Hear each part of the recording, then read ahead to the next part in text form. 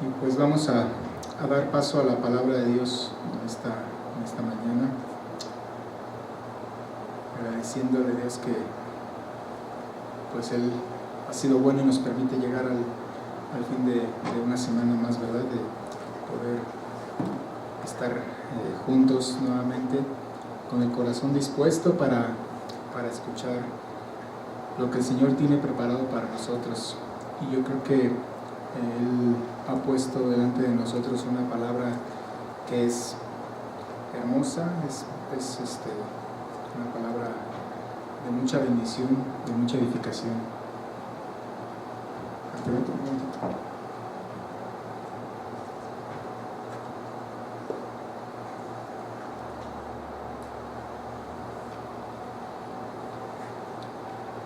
Y pues vamos a dar paso.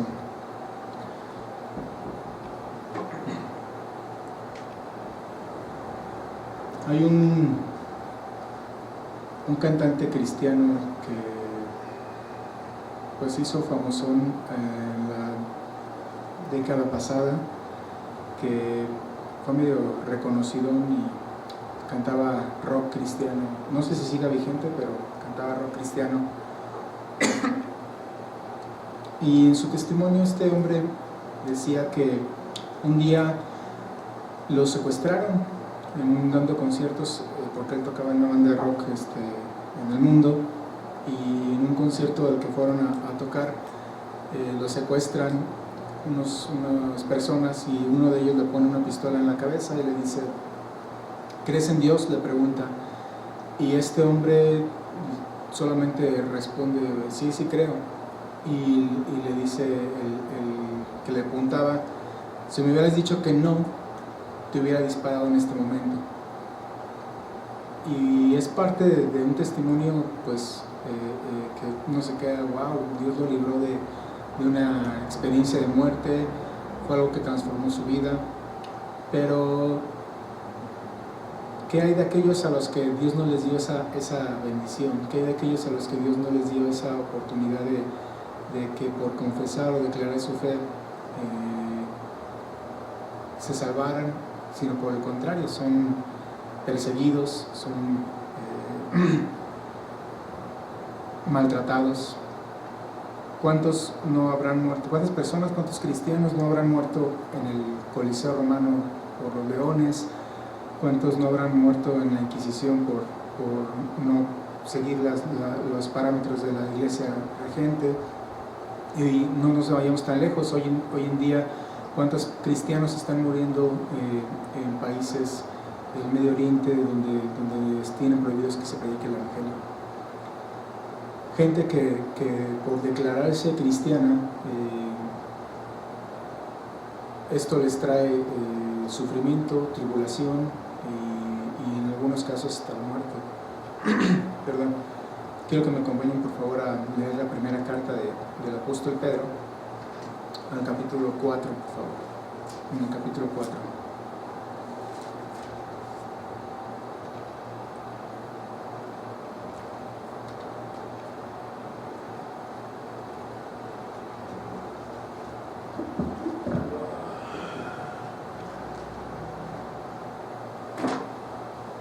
Primera carta del apóstol Pedro, capítulo 4, vamos a leer los versículos del 12 al 19. Dice la escritura: amados, no os sorprendáis del fuego de prueba que os ha sobrevenido, como si alguna cosa extraña os aconteciese, sino gozaos por cuanto sois participantes de los padecimientos de Cristo, para que también en la revelación de su gloria os gocéis con gran alegría. Si sois vituperados por el nombre de Cristo, sois bienaventurados, porque el glorioso Espíritu de Dios reposa sobre vosotros. Ciertamente de parte de ellos Él es blasfemado, pero por vosotros es glorificado. Así que ninguno de vosotros padezca como homicida, o ladrón, o malhechor, o por entremeterse en lo ajeno. Pero si alguno padece como cristiano, no se avergüence, sino glorifique a Dios por ello, porque es tiempo de que el juicio comience por la casa de Dios, y si primero comienza por nosotros, ¿cuál será el fin? de aquellos que no obedecen el Evangelio de Dios? Y si el justo con dificultad se salva, ¿en dónde aparecerá el impío y el pecador? De modo que los que padecen según la voluntad de Dios encomienden sus almas al fiel Creador y hagan el bien. Una palabra de mucho contraste en lo que podemos leer aquí. Una carta en la que fue escrita de parte del apóstol Pedro a cristianos que estaban viviendo una persecución ya de parte del Imperio Romano, que habían sido dispersos, y ya el gobernador Nerón ya estaba persiguiéndolos por todas partes. Muchos, si conocían un poquito de historia, decían que los cristianos eran puestos como antorchas en las entradas de la ciudad para alumbrar los caminos, imagínense nada más. Y Pedro está haciendo esta advertencia, esta exhortación a los hermanos cristianos que están viviendo esas situaciones, esas circunstancias, que empiezan a vivir este tipo de cosas. Incluso el mismo Pedro, que más adelante se convertiría en un mártir también, por ser cristiano, por predicar el Evangelio del Señor Jesucristo. Y uno ve esta historia, ve lo que analizamos hace un momento de cuántas personas han muerto a lo largo del tiempo, y yo encontré un dato que me dejó bastante, pues me erizó la piel, porque aunque parezca mentira, en la era moderna han muerto más cristianos que dentro del primer siglo. De hecho, encontré el dato en la enciclopedia del Mundo Cristiano, dice que en el año 2000 hubo casi 200,000 cristianos martirizados alrededor del mundo, 200,000 en un solo año. Y del siglo XX, el siglo anterior, fue el siglo con más muertes de cristianos en la historia del cristianismo. Vaya, desde los inicios hubo más muertes en el siglo XX que en todos los demás siglos. Y quizá nosotros nunca lleguemos a experimentar el terror de vivir una experiencia como esta, de vivir una situación en la que nuestra vida esté en riesgo a causa de nuestra fe. Vivimos en un país que, gracias a Dios, todavía tenemos la libertad de culto, donde podemos predicar el Evangelio, donde podemos reunirnos, aunque hoy estemos a la distancia, pero tenemos la oportunidad de hacerlo. Mientras que hay hermanos que no tienen esa bendición, que tienen que estar escondidos. Pero de que vamos a tener aflicciones y de que se van a presentar tribulaciones, sin duda se van a presentar. Eso lo tenemos que tener bien claro. Y si solamente nos enfocamos en el tema del sufrimiento a la manera de como nosotros como personas lo vemos, pues ¿a quién le gusta sufrir, no? ¿Quién de nosotros puede decir, yo sí disfruto mucho el sufrimiento? Al contrario, todos le rehuimos, todos queremos nunca pasar por circunstancias en las cuales haya tribulación, en las cuales nos traiga angustia, dolor. Por supuesto que nadie en su sano juicio busca eso, porque precisamente lo entendemos así, como que la prueba o la tribulación solamente nos puede traer consecuencias negativas. Pero aquí, en el contexto que estamos leyendo, Pedro nos habla de dos tipos de padecimientos que habría que diferenciarlos y analizarlos bien, porque no es lo mismo padecer por ser creyentes y vivir una vida apartada para Dios, una vida piadosamente, que padecer por causa de nuestros errores y nuestros pecados. Son dos cosas muy distintas, son dos cosas muy diferentes, y es precisamente lo que Dios quiere hablarnos hoy a través de este texto. Y son 5 exhortaciones que el apóstol Pedro hace a la iglesia. Vamos a irlas desmenuzando una por una. Primeramente dice en el versículo 12, dice: amados, no se sorprendan del fuego de prueba que les ha sobrevenido. Dice, no te sorprendas, no te sorprendas cuando venga la tribulación o el problema a tu vida. Y tan solo este texto, como muchos otros en la Biblia, contradicen enseñanzas que hoy en día están en boga o muy de moda, donde enseñan que el cristiano no tiene por qué sufrir, que el cristiano no tiene por qué padecer, que todo lo malo pues no lo aceptes y ya con eso, que no, Dios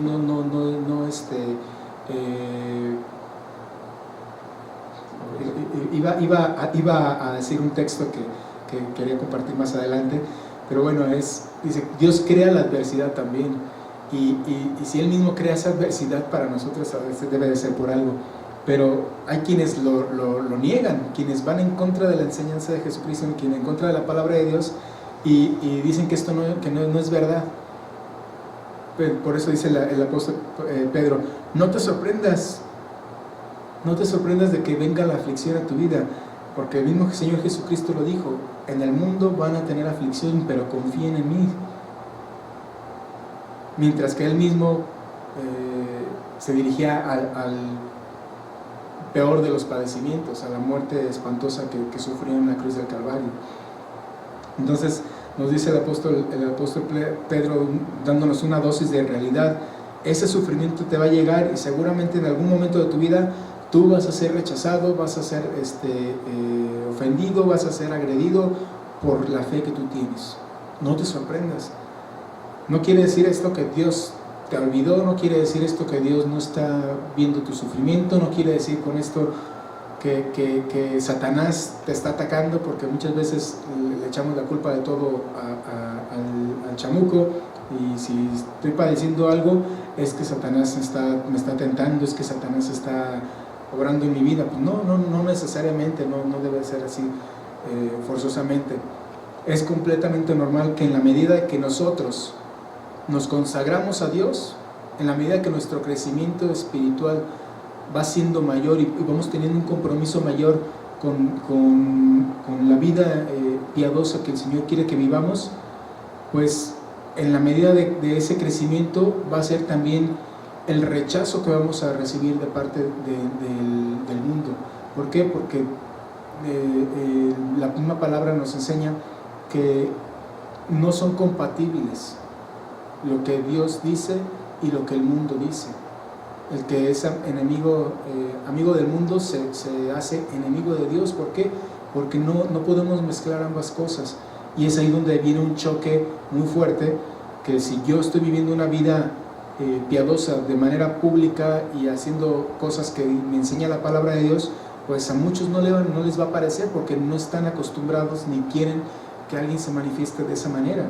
Entonces por lo mismo vamos a experimentar un rechazo, vamos a experimentar una agresión quizá de aquellos que se oponen a la verdad que está escrita en las Escrituras. Y eso, pues dice Pedro, no te sorprendas por esto. Dice, como si fuera algo que no esperabas. Vamos por favor a Hechos capítulo 9, versículos 15 y 16.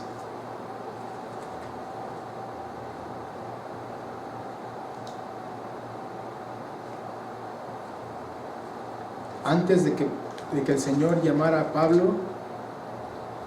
bueno, si se acuerdan, cuando Pablo escribe sus cartas, dice, si yo he pasado por naufragios, 40 azotes menos uno, persecuciones, un montón de cosas que describe Pablo que le pasaron en su vida, ya al final de la misma. Pero miren desde cuando el Señor le tenía preparado su maletita al apóstol Pablo. Dice el capítulo 9, versículo 15 y 16, le dijo el Señor a Ananías, ve, porque el instrumento escogido me es hablando de Pablo, para llevar mi nombre en presencia de los gentiles y de reyes y de los hijos de Israel, porque yo le mostraré cuánto le es necesario padecer por mi nombre.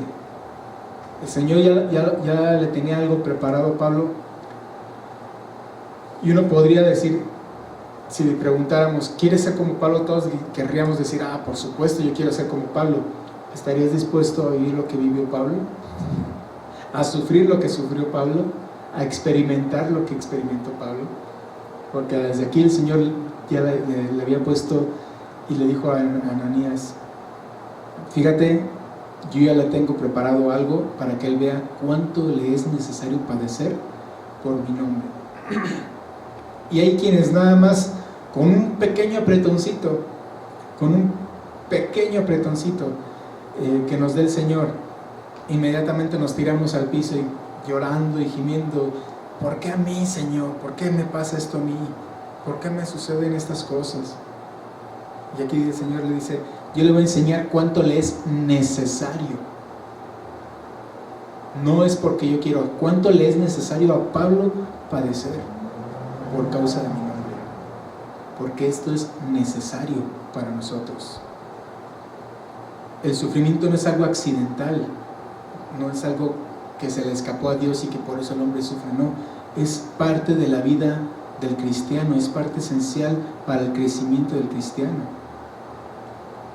Ya sea una enfermedad, el fallecimiento de un ser querido, son cosas de las que uno aprende, experimenta, pero que son parte de la vida. Y dice Pedro, regresando a nuestro texto, dice: pero no te sorprendas de la prueba de fuego que te ha sobrevenido, que os ha sobrevenido. No se sorprendan de esto. Dice, como si alguna cosa extraña les estuviera ocurriendo. Dice, del fuego de la prueba, y hace esta expresión del fuego de la prueba, es la que hemos visto en otras ocasiones, cuando algo es metido en un horno a una temperatura tremenda para buscar que se purifique, que se le quiten todas las impurezas, todo lo que no sirve, y es un proceso pues que al material que se mete, pues obviamente no es nada sencillo, porque lo funde, lo derrite, hay una transformación en ese material. Entonces no es algo sencillo para el material mismo. Imagínate, esta es la comparación que está poniendo el apóstol Pedro con respecto a nosotros. Es una prueba de fuego, estamos siendo metidos en un horno donde pues no nos van a gustar muchas de esas cosas, posiblemente nada de la prueba te va a gustar, pero es necesaria.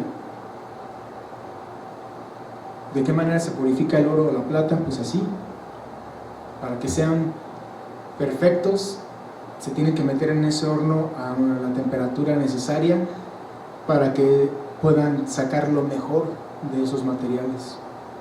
Y esa idea la encontramos a lo largo de las Escrituras. Ya Pedro mismo la había mencionado en otras ocasiones. Y ojo, aquí estamos viendo que está hablando del padecimiento que viven a causa de la fe, aquellos que son cristianos. Y la palabra cristianos, recordemos que es una palabra compuesta, que significa pequeños cristos. Y es una palabra que fue dicha primeramente en Antioquía, y de manera pues burlesca, haciendo mofa de aquellos que eran seguidores de Jesucristo. No era como un título otorgado por haber estudiado en un seminario, no, era una expresión a manera de burla, para decir: mira, allá van aquellos pequeños cristos, aquellos que son seguidores del camino. Y cuando el apóstol Pedro dice: no te sorprendas, dice, esto que pueda suceder a tu vida por causa de la palabra, pues es una prueba que a lo mejor te va a doler, pero que es necesaria, lo que estábamos viendo hasta el momento. Y es normal que el mundo no esté de acuerdo contigo. Dice el Señor Jesucristo: estamos en el mundo, pero ya no somos de este mundo. Vivimos aquí, pero por supuesto que no vamos a entrar dentro de su misma escala de valores ni de principios, porque somos distintos ya. Tenemos una vida nueva en nosotros que nos hace muy diferente a como el mundo se maneja hoy en día. Entonces no podemos empatar los valores o las ideas del mundo con los valores o las ideas que la palabra de Dios nos presenta. Es normal. Así que son perspectivas o cosmovisiones completamente diferentes. Si no, pues ¿cuántos de nosotros o cuántas personas llegando al cristianismo, a Cristo, no dicen, uy, pues antes me iba mejor, ahora estoy sufriendo más, ahora ya no me va tan bien económicamente, porque antes transabas, ahora ya no puedes transar, o ya Dios te exhorta que no lo hagas, y como ya no puedes transar, pues ya tus ingresos son menores. Dices, ya no me va tan bien como me iba antes. Ahora tengo problemas con mi familia, sí, porque pues, conoces la verdad, llegas a un lugar donde todo el mundo vive para sus deleites, para sus placeres, pues obviamente va a haber un choque, un conflicto ahí que es difícil de solventar, es difícil de llevarlo. Cuando estuve trabajando en una empresa, mi patrón, el que me contrató, quería que los fines de semana nos fuéramos de fiesta y al Chupirul, y me estuvo insistiendo varias ocasiones, y yo todo el tiempo le decía que no, porque este cuate era de carrera larga, era de hasta que no hubiera fondo, no de una botella, sino de 2, 3 botellas, y quién sabe cómo salía de esos lugares. Y yo no quería ni exponerme a eso, ni tampoco perder el respeto de patrón y empleado que teníamos. Entonces siempre me mantuve al margen de esta situación, y él metió a la empresa a una persona de su confianza, amigo de toda la vida, con el cual se va parrando todo el tiempo. ¿Y quién creen que terminó saliendo de la empresa? ¿El amigo o yo? Pues sí, obviamente el que no empataba dentro de su misma manera de llevar las cosas, ¿no? Vivir para Cristo pues va a implicar que uno mismo se aparte de ciertas cosas que, si bien dice el apóstol Pablo, son lícitas, no nos convienen. No porque sean malas necesariamente, pero simplemente no te convienen ya para tu vida. Incluso respecto a amistades, vas a tener que saber definir en qué momento una amistad pues no es tan conveniente para tu vida. ¿Por qué? Porque pues mientras la persona no conoce a Cristo también, pues decía don Jaime, la chiva loca o la cabra loca siempre tira para el monte, va a querer lo suyo, y vamos a entrar en un conflicto ahí también. Entonces es necesario que entendamos que en la medida de que nosotros vamos creciendo, pues el conflicto va a ser mayor. Y dice Pedro, no te sorprendas de esto. Como les decía, si bien es posible que nunca lleguemos a padecer lo que veíamos aquí, que padecieron los cristianos del primer siglo, lo que están viviendo hoy en día muchos hermanos, quizá ese tipo de padecimientos no los vamos a vivir. Sin duda vas a experimentar alguna clase de rechazo por el simple hecho de ser cristiano, por el simple hecho de vivir una vida apartada para Dios. Van a llegar cosas. ¿Por qué? Porque el que se hace amigo de Dios automáticamente empieza a apartarse de las cosas del mundo, y eso al mundo no le gusta, y va a haber un choque ahí. Pero no te olvides, nunca se te olvide, que ya sea que tengas un conflicto en tu trabajo, en tu escuela, con amistades, o incluso en tu propia familia, por el hecho de estar encaminando tu vida en pos de la voluntad de Dios, nunca se te olvide que esto no es accidental, nunca se te olvide que esto no es casualidad. Dios tiene un propósito para ti en medio de esa situación. La primera exhortación, ¿sí?, no te sorprendas de la prueba que te ha sobrevenido. Segunda exhortación que hace el apóstol Pedro ahí en el versículo 13 y 14, dice: sino gócense por cuantos son participantes de los padecimientos de Cristo, para que también en la revelación de su gloria se gocen con gran alegría. Si ustedes son vituperados por el nombre de Cristo, son bienaventurados, porque el glorioso Espíritu de Dios reposa sobre ustedes. Ciertamente, de parte de ellos Él es blasfemado, pero por vosotros es glorificado. Dice la segunda exhortación: alégrate, gózate, gózate, alégrate. ¿De qué? De que estés pasando por esos padecimientos. ¿Cómo? Dice el mundo, ¿cómo carambas voy a alegrarme? ¿Cómo me voy a gozar en medio de circunstancias de esta naturaleza, de la aflicción, de la tribulación? ¿Cómo me voy a gozar? Es algo que el mundo nunca ha experimentado porque no ha conocido la gracia de Dios. Entonces, ¿por qué nos hemos de gozar nosotros como cristianos? Los que ya hemos conocido al Señor, ¿por qué nos hemos de alegrar mediante las pruebas y sufrimientos? Pues ¿qué es lo que Dios nos está hablando en este sentido?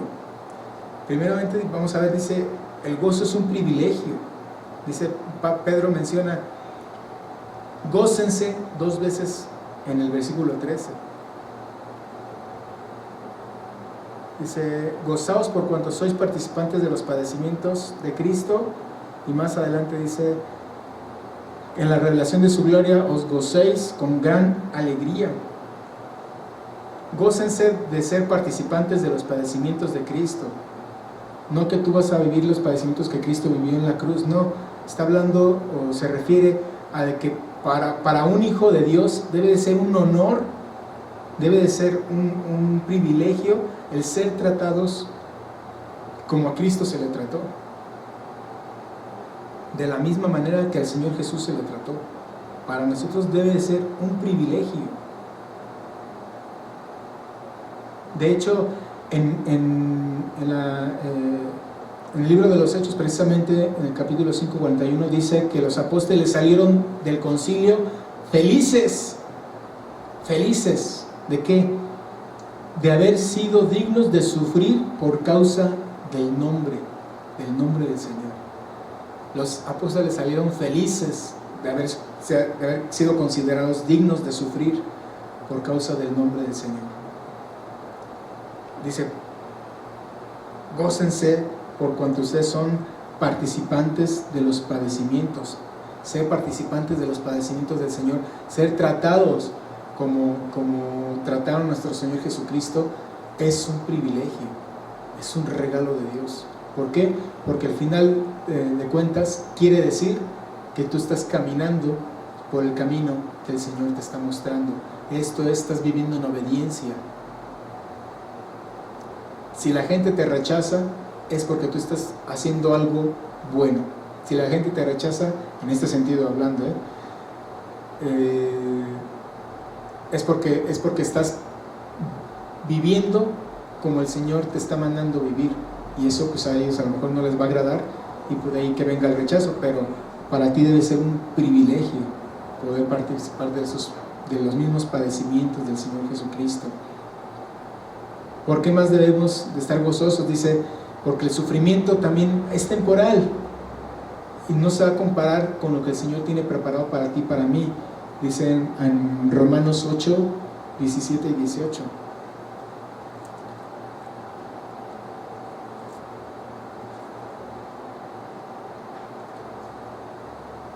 Romanos 8, 17 y 18 dice, y si hijos, también herederos, herederos de Dios y coherederos con Cristo, si es que padecemos juntamente con Él, para que juntamente con Él seamos glorificados. Pues tengo por cierto que las aflicciones del tiempo presente no son comparables con la gloria venidera que en nosotros ha de manifestarse. Si nosotros, padecemos juntamente con Él, también vamos a ser glorificados. Y mi hermano, la gloria que viene para ti y para mí, lo que el Señor tiene preparado para nosotros, no se compara en nada, no tiene punto de comparación con cualquier tipo de sufrimiento que podamos tener en esta vida. Todo lo que viene para nosotros es hermoso, es mejor, es bello. No tiene un punto de comparación. Y tenemos que entender que la vida no es como un juego de video, que le pones tú el modo fácil, modo medio y modo difícil. ¿Cómo quieres jugar? No. La vida no tiene un modo fácil para vivirla, es tal como es, tal y como es. Pero el Señor ya tiene preparado para ti algo mejor. Así que como se presente, sean cuales sean tus circunstancias, las que a ti te toque vivir, que no son las mismas que me va a tocar vivir a mí posiblemente, hay que enfrentarlas teniendo en mente que el Señor primeramente está conmigo y que lo que viene para mí es mucho mejor comparado con lo que estoy sufriendo en este momento, siempre y cuando yo de verdad crea en una vida eterna. ¿Por qué digo que siempre y cuando? Porque si no creemos que hay una vida eterna, ¿cuál es nuestra esperanza? Si yo no creo que de verdad este tiempo es temporal, bueno, este paso por este mundo solamente es una pequeña parte de mi existir, ¿dónde está mi confianza? ¿Dónde está mi esperanza?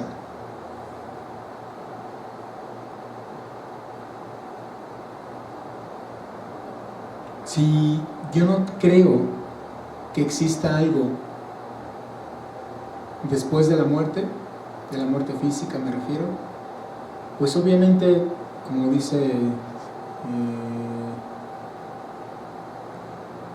un dicho, ¿no? Pues a comer y a beber, que no recuerdo cómo va la expresión, pero dice, pues el mundo se va a acabar, es que tú entra a lo que sea, porque finalmente nada más estás aquí y cuando te mueras se acabó. Eso por lo menos es lo que algunos creen. Pero si yo creo que existe una vida eterna y que Dios ya me ha salvado para esa vida eterna que yo empecé a vivir desde que llegó Cristo a mi vida y que empecé a experimentar sus bendiciones, su gracia, su amor, su misericordia desde ese momento, y que aún veré manifestada cosas mejores cuando venga la glorificación, cuando Dios me llame a cuentas o cuando venga Él en su segunda venida, pues las cosas van a ser completamente distintas para mí de lo que estoy viviendo hoy en día. La gloria para nosotros, la gloria venidera, la vida eterna que el Señor tiene delante de ti es maravillosa y no se compara con lo que tú puedas vivir en estos tiempos. ¿Por qué más nos tenemos que gozar? Porque la prueba nos fortalece, recordando lo que mencionábamos acerca del oro y de la plata, cómo se meten ahí y todas esas pequeñas impurezas se van consumiendo. Igual también con el acero, metes el acero al fuego y lo sacas y lo metes al agua y hasta chilla el metal de cómo el cambio de temperatura. Pero ¿qué sucede con ese metal? Que se templa, se fortalece, se hace más duro, no se quiebra fácilmente. Es lo que el Señor hace a través de la prueba en nuestras vidas, que cada vez que viene una prueba a nosotros nos está fortaleciendo, nos está preparando para que nos enfrentemos a la vida de una mejor manera y que cuando vengan adversidades, cuando vengan más tribulaciones, pues no nos vamos a quebrar tan fácilmente.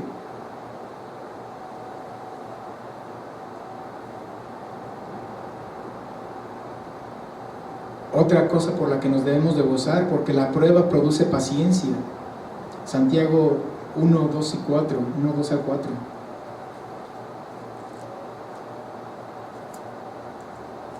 La carta de Santiago,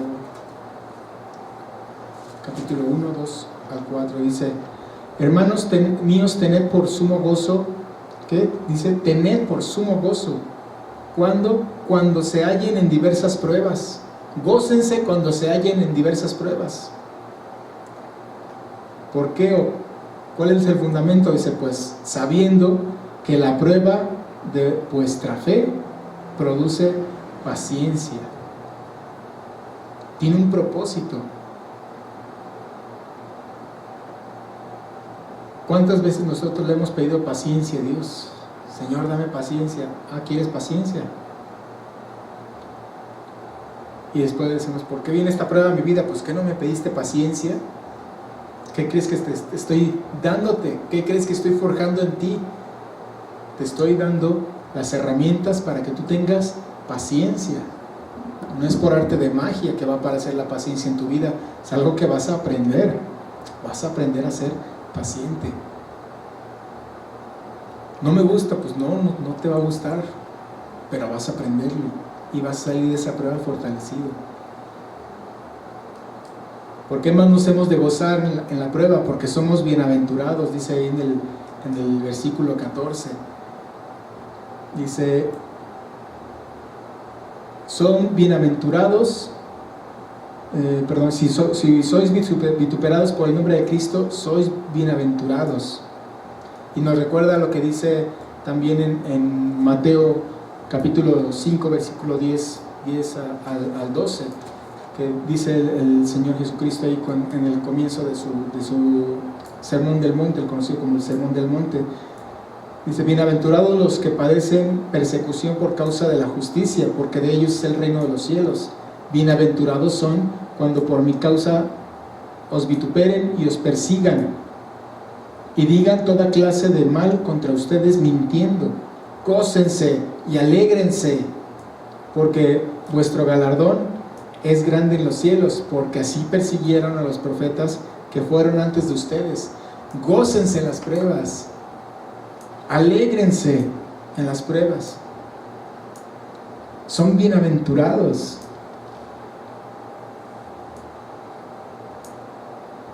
Y dice, y grande es nuestro galardón. Todo va de la mano. ¿Por qué? Porque si nosotros creemos en la vida eterna, creemos que Dios nos ha dado vida eterna y que a través de la prueba vendrá la paciencia, esperaremos a que venga el Señor por nosotros, y cuando venga la manifestación de su gloria en nuestras vidas y que nosotros seamos llevados delante de Él, mi hermano, ni nos vamos a acordar de estas cosas. Grande será el galardón. Y también dice, gózate, porque el Espíritu Santo mora en ti, mora en nosotros. Dice ahí mismo en el versículo 14, porque el glorioso Espíritu de Dios reposa sobre ustedes. El glorioso Espíritu de Dios reposa sobre ti. Y el Espíritu Santo tiene una maravillosa obra, una obra bien especial en aquellos que sufren por la gloria de Cristo. Porque ¿cómo puedes explicar que una persona no renuncia a su fe en medio de esos padecimientos, si no es por la obra del Espíritu Santo? ¿Cómo alguien puede decir, yo me mantengo firme, yo recibo la bala? El pastor que junto con su familia fue puesto delante de una aplanadora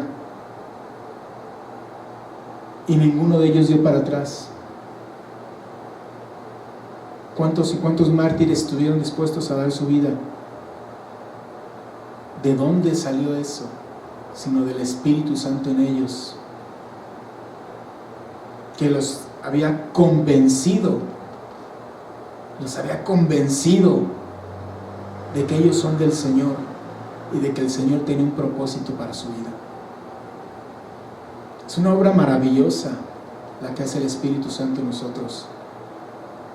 Y tú puedes decir, pues ojalá que a mí no me ponga delante de una aplanadora. Pues sí, ojalá que a mí tampoco. Pero por eso hablaba que hay unos que se quiebran con un poquito del apretón. No necesitas llegar a esos grados. Un poquito de burla, un poquito de padecimiento, y luego hay quienes dan para atrás. Estamos viviendo ya en los tiempos de la apostasía, donde la gente con una facilidad renuncia al Señor.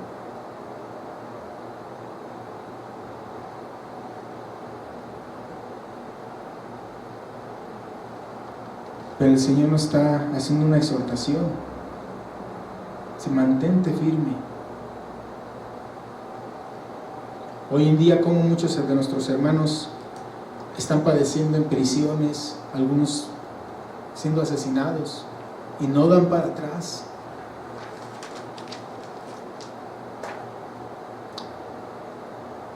solamente por la obra del Espíritu Santo.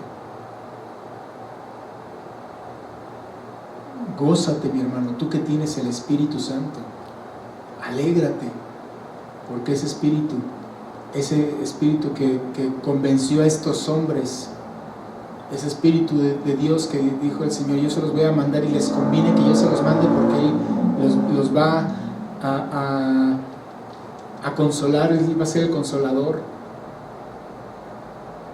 y vendrá a seguir la obra en ustedes mismos. Gócense ustedes que lo tienen, gocémonos nosotros que lo tenemos, porque Él nos va a fortalecer, Él nos va a levantar. Graba esto en tu cabeza, mi hermano. Las pruebas no te van a destruir. Nos van a dar la dicha, la oportunidad de identificarnos con nuestro Salvador. Y al hacerlo, dice la palabra, vamos a experimentar un gozo que nadie nos va a poder quitar. Nadie nos va a poder arrebatar ese gozo, y hasta lo cantamos. El gozo que tengo yo, el mundo no me lo dio. Y si el mundo no me lo dio, no me lo puede quitar. ¿Por qué? Porque viene de parte de Dios. Tercera exhortación que nos hace el apóstol Pedro en el versículo 15. Así que ninguno de ustedes padezca como homicidios o ladrón o malhechor o por entremeterse en lo ajeno. Recordemos que el apóstol Pedro, está hablándoles a creyentes que están sufriendo a causa de su fe. Así que esto no aplica para los sufrimientos que no vienen a causa de la fe. Les dice el apóstol Pedro, ninguno de nosotros padezca como homicida, ninguno de ustedes padezca como ladrón, ninguno de ustedes padezca como malhechor, o ninguno de ustedes padezca por entremeterse en lo ajeno. ¿Qué es lo que nos está diciendo Pedro? Analízate, examínate.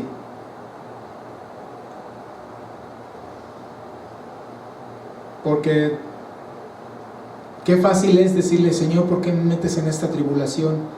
Mijo, pues le debes a 4 personas y no quieres estar padeciendo por que te vengan a cobrar. Obviamente esto no viene de parte de Dios, no es una prueba que venga de parte de Dios. No es lo mismo padecer por ser un ratero y que te agarren en una colonia y te den una calentadita para que se te enfríen las manos, a padecer como el justo Job, que fue reconocido así por el Señor, que Dios lo metió en esa prueba tan tremenda. No es para nada lo mismo padecer por causa del pecado propio, a causa de nuestros errores, por las consecuencias de los mismos, porque también es una ley espiritual que nos dejó el Señor, que Dios no puede ser burlado y todo lo que el hombre siembre, eso va a cosechar. Es una realidad que vas a vivir las consecuencias de tus errores, de tu pecado. Así que el apóstol Pedro nos hace la exhortación aquí: analiza que lo que estás viviendo no sea por estas causas, que no sea por tus propias transgresiones, por tus errores, por lo que tú has hecho. Y es de llamar la atención que él pone junto al asesino, al malhechor, al ladrón y al que se mete en las cosas, al metiche. Los pone juntos, los pone al mismo nivel, porque seguramente tú puedes decir, no, pues yo no he cometido ningún homicidio físicamente. Pues sí, a lo mejor no has cometido ningún homicidio, pero ¿qué tal en tu mente? Ya alguna vez hablamos acerca del homicidio, y que al igual que todos los pecados se gestan aquí arriba en nuestra mente, y que no necesitamos llevarlos a cabo para ya haber pecado desde aquí. ¿Y cuántos a lo mejor no los mataron con un cuchillo, con una pistola, pero qué tal hablaron de ellos? ¿Qué tal se expresaron de esas personas?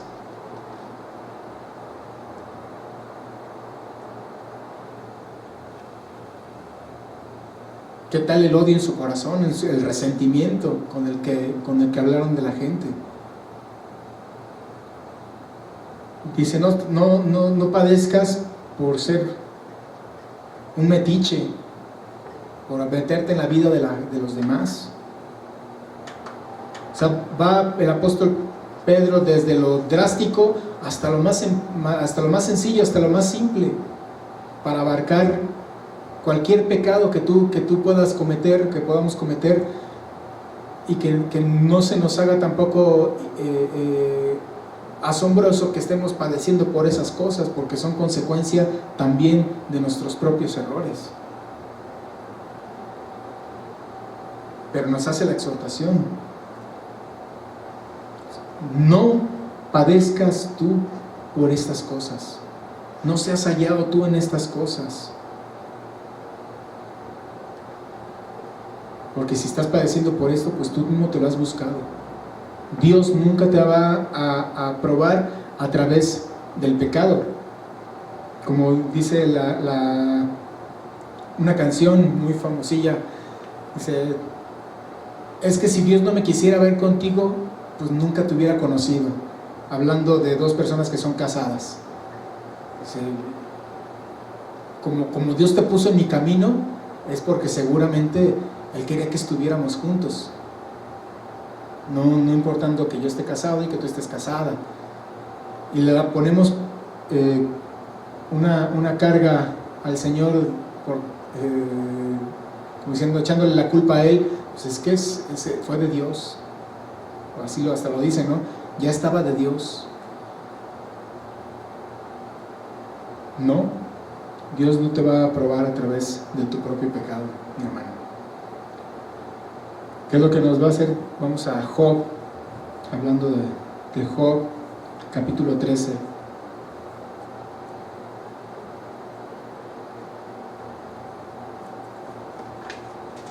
Cuando se pone a disertar Job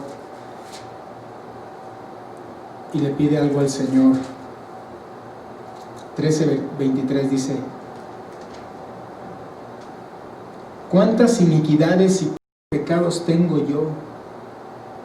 Le pregunta Job al Señor.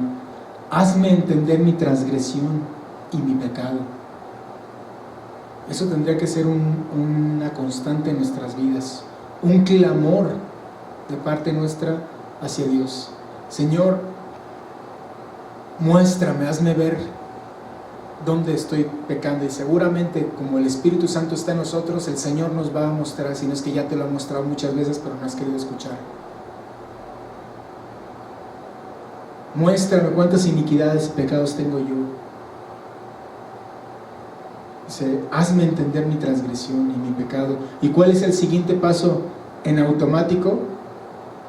Porque si Él nos llama a analizar nuestras vidas y a examinar si hemos actuado de manera que no glorifica a Dios, ¿cuál es el paso inmediato? Salmo 32, 3 al 5.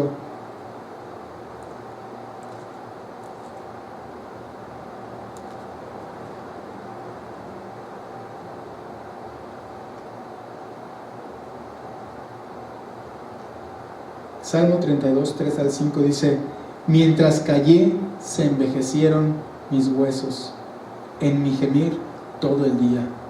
Porque de día y de noche se agravó sobre mí tu mano, se volvió mi verdor en sequedades de verano. Mi pecado te declaré y no encubrí mi iniquidad. Dije, confesaré mis transgresiones al Señor, y tú perdonaste la maldad de mi pecado. El paso automático después de reconocer el pecado en nuestras vidas debe de ser el arrepentimiento, declararle al Señor: Señor, aquí está mi pecado, perdóname por lo que yo he hecho. Y el arrepentimiento es dejar de hacerlo, obviamente. Las tribulaciones o aflicciones a causa del pecado las vamos a tener que vivir. Le pasó a David, vivió las consecuencias. Dios no lo libró de las consecuencias. Pero lo que estaba pasando internamente, David dice, se estaba consumiendo por dentro. Y es lo que nos llega a pasar a nosotros cuando no le declaramos el pecado a Dios, cuando no le entregamos el pecado de nuestras vidas al Señor. Vamos a padecer las consecuencias de ley, pero el Señor nos va a dar paz y gozo en medio también de la aflicción. Así que si queremos vivir en paz con Dios, con nosotros mismos, el único camino es el arrepentimiento. No permitamos que crezca más el pecado en nuestras vidas. No permitamos que el pecado llegue a afectarnos, porque después la aflicción, la tribulación que viene de parte de ese pecado puede ser terrible. No es como lo que también habla el apóstol Pedro aquí. Aquí sí puede ser que haya más llanto de dolor que de alegría. ¿Por qué? Porque las consecuencias son terribles. Examinémonos a nosotros mismos. Cuarta, dice, cuarta exhortación que hace el apóstol Pedro: no te avergüences. Versículo 14-16 dice: pero si alguno padece como cristiano, no se avergüence, sino glorifique a Dios por ello. No te avergüences, dice el Señor, sino glorifica tú a Dios por ello. Y una pregunta aquí que podríamos hacernos: ¿nos avergonzamos nosotros del Señor Jesús o lo glorificamos? Y yo cuando estaba viendo esto me acordé, y cuando el apóstol Pedro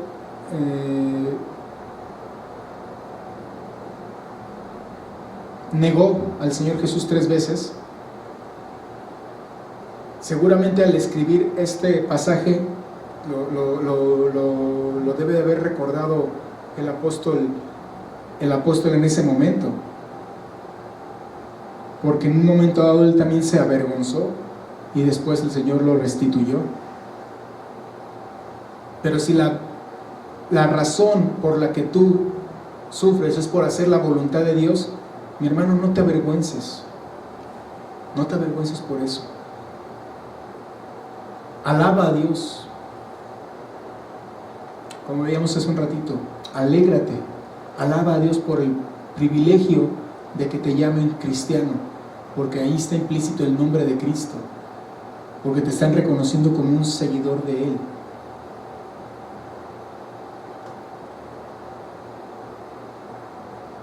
No es una casualidad que precisamente Dios usara este tiempo de prueba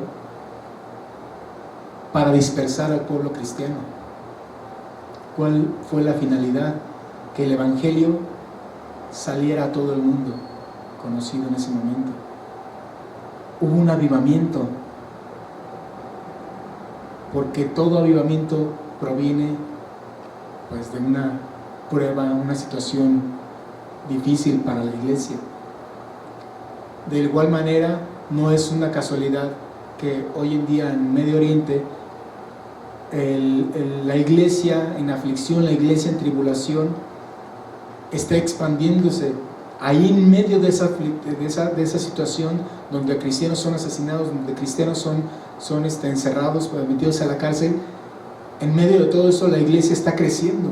¿Por qué? Porque hay un avivamiento, un verdadero avivamiento, no un avivamiento como mucho se le conoce, un avivamiento musical, porque hay música bonita y es que aquí hay un avivamiento en esta iglesia. No, este es un verdadero avivamiento, un avivamiento que viene de la convicción, de la fe, de la entrega al Señor Jesucristo, y de decir, yo de aquí no me muevo, de que el Espíritu Santo está obrando en esas personas, de que las convenció. Porque una persona, veíamos hace un rato, no niega a Jesucristo en medio de la prueba, sino por la obra del Espíritu Santo.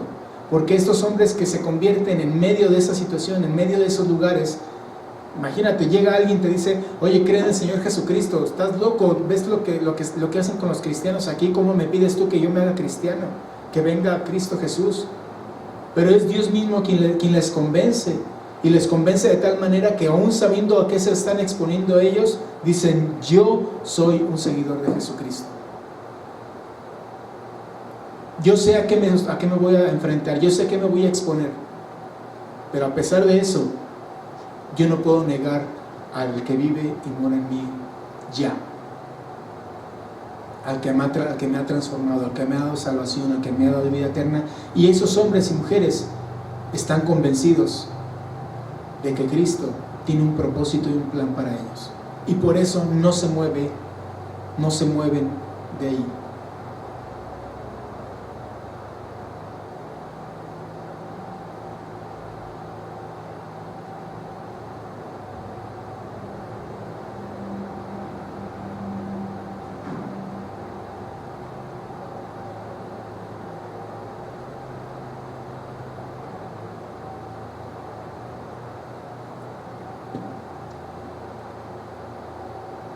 Pablo dijo: porque no me avergüenzo del Evangelio, porque es poder de Dios para salvación. No me avergüenzo del Evangelio porque es poder de Dios para salvación.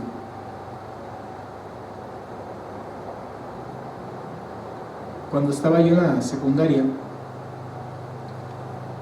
a mí me daba mucha pena que mis amigos creyeran, o supieran, mejor dicho, que yo era cristiano, porque si bien había ido a una iglesia cristiana durante toda mi vida, en realidad no había una convicción de mi parte. Y yo, hasta hablando de Pedro, ¿no?, me preguntaban: ¿tú eres cristiano? Yo decía: no, a mí mi mamá me lleva a una iglesia cristiana, pero yo no soy cristiano, porque me daba miedo la carrilla que me iban a echar, me daba miedo la burla, me daba miedo el qué dirán, me daba miedo me daba vergüenza que se fueran a reír de mí, un temor ahí. Para la prepa, ya cuando yo había tenido un encuentro con el Señor, que realmente había de manera personal, completamente convencido de que Dios estaba obrando en mi vida, un día me tocó decir: ¿saben qué? Yo no puedo participar de esto que van a hacer. Me aparté de eso, ya una actitud completamente distinta. ¿Por qué? Porque ya entendía yo que es más importante agradar a Dios que agradar al mundo. Fue más importante para mí.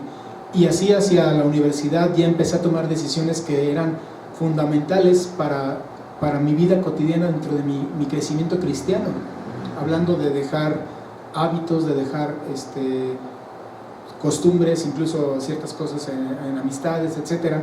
¿Por qué? Porque finalmente te das cuenta que lo más importante es vivir una vida a la manera como Dios te está diciendo, te está mostrando que la vivas, una vida apartada para Dios. Pero es una convicción que da el mismo Señor en nosotros. No te avergüences del que van a pensar, qué van a decir. Al contrario, pon todo tu gozo, toda tu esperanza sabiendo la recompensa que te espera en el Señor. No te avergüences, porque Él no se va a avergonzar de llamarte su hijo, porque Él no se avergonzó de dar su vida por ti. Y última exhortación que hace el apóstol Pedro, dice: encomiéndate a Dios. Porque es el tiempo, versículo 17, que el juicio comience por la casa de Dios, y si primero comienzan por nosotros, ¿cuál será el fin de aquellos que no obedecen al Evangelio de Dios? Y si el justo con dificultad se salva, ¿en dónde aparecerá el impío y el pecador? De manera que los que padecen según la voluntad de Dios encomienden sus almas al fiel Creador y hagan el bien. Dice: es tiempo de que el justo juicio comience por la casa de Dios. Aquí el juicio al que se refiere el apóstol precisamente se refería al que venía, o al que ya estaba ahí en medio de ellos, la aflicción por causa de la persecución contra la iglesia, que Dios estaba permitiendo y permitiría esa aflicción por lo que acabamos de ver, porque de ahí surgiría el Evangelio hacia diferentes lados, porque la misma iglesia sería purificada es un juicio que iba a venir para el pueblo de Dios en ese momento. Y recordemos que también vendrá un juicio para nuestras vidas al final de todo esto, porque dice que los que somos creyentes, que los hijos de Dios vamos a estar en el tribunal de Cristo para que se nos entreguen nuestras coronas, todo lo que el Señor tiene preparado para nosotros será, pero tenemos que pasar por ese tribunal de Cristo. Pero también hay otro juicio que se va a hacer para el impío, para el que no cree, para el que no creyó, que es el juicio del gran trono blanco, donde vendrá el castigo para ellos. Todos y cada uno de nosotros vamos a tener que dar cuentas de lo que hemos hecho, ya sea para bendición o para condenación. Y eso debería empujarnos con más ímpetu a compartir el Evangelio del Señor Jesucristo. Porque esta exhortación que hace el apóstol Pedro aquí, dice, encomiéndanse al fiel Creador. Encomiéndense al fiel Creador. Si tú no conoces al Señor Jesucristo, escucha la voz de Él en este día. Porque hay y habrá un juicio, pero ¿en cuál de esos juicios vas a estar tú? ¿En el de los creyentes o en el de los que dijeron, yo no creo? Porque aquí está haciendo el énfasis el apóstol Pedro, si el justo con dificultad se salva. ¿Por qué con dificultad? Porque la salvación no la logramos nosotros de manera personal, no la obtuvimos nosotros por nuestros méritos, por ser buenas personas, por hacer buenas obras, no nos la ganamos nosotros. La salvación no viene por ser un premio. La salvación vino porque Dios así lo determinó. La salvación es del Señor y Él la da a quien Él quiere. Y por gracia somos nosotros salvos, por medio de Jesucristo. Pero dice, si la salvación, si el justo con dificultad se salva, ¿en dónde va a aparecer el impío y el pecador? Mi amigo, si tú no has creído en el Señor Jesucristo, analiza tu vida. Porque ¿a dónde vas? ¿Cuál es el camino que estás siguiendo? Y entonces, una vez que la analices, pídele perdón, como veíamos hace un rato, arrepiéntete, ven al Señor, dile con arrepentimiento, yo te pido perdón, Señor, me entrego a ti, entrego mi vida a ti. ¿Y cuál es la conclusión? Dice, entonces, encomienden sus almas al fiel Creador. Encomienden sus almas al fiel Creador. Imagínate, a partir de ahí, bueno, de esa salvación, dice, ¿esa salvación de qué es? Pues de ese juicio que es para condenación. De ese juicio que es para condenación. Que vas a pasar de ser del juicio de condenación en el trono blanco al juicio del tribunal de Cristo para galardones y coronas. Pero dice, encomiéndate al fiel Creador. ¿Dónde podrías tú encontrar un mejor descanso, una mayor paz, un mejor reposo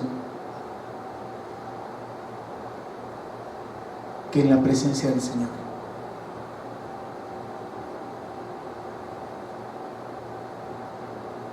Nosotros no sabemos qué es lo que va a venir a nuestras vidas, pero Dios sí lo sabe. Imagínate qué hubiera pasado si el esposo de Ruth no hubiera muerto, ella no se hubiera casado con Boaz, y que de su descendencia vino el Mesías. Tú no sabes cómo Dios va a usar las cosas que tú estás viviendo hoy para tu bendición y para sus propósitos. No lo sabemos, pero Dios sí lo sabe. Todo está en sus manos y ahí estamos seguros, ahí estamos en paz, ahí vivimos podemos vivir con toda confianza, tranquilos.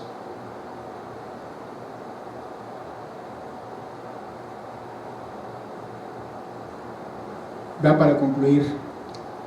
Vamos rápidamente a segunda carta de Timoteo, capítulo 1.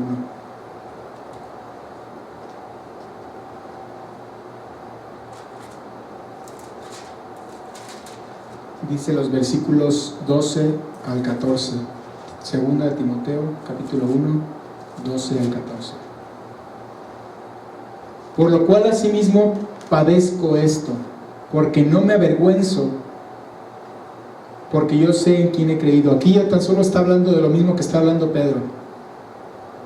Padecimiento y de que no me avergüenzo, porque yo sé en quién he creído. Y estoy seguro de que es poderoso para guardar mi depósito para aquel día, que acabamos de ver ahorita. Entonces, Pablo y Pedro están hablando lo mismo porque es el mismo Espíritu el que los lleva a hablar de esto. Dice, y estoy seguro que es poderoso para guardar mi depósito para aquel día. Retén la forma de las sanas palabras que de mí oíste en la fe y amor que es en Cristo Jesús. Guarda el buen depósito por el Espíritu Santo que mora en nosotros. Lo mismo que nos está hablando Pedro, nos lo está hablando Pablo también aquí.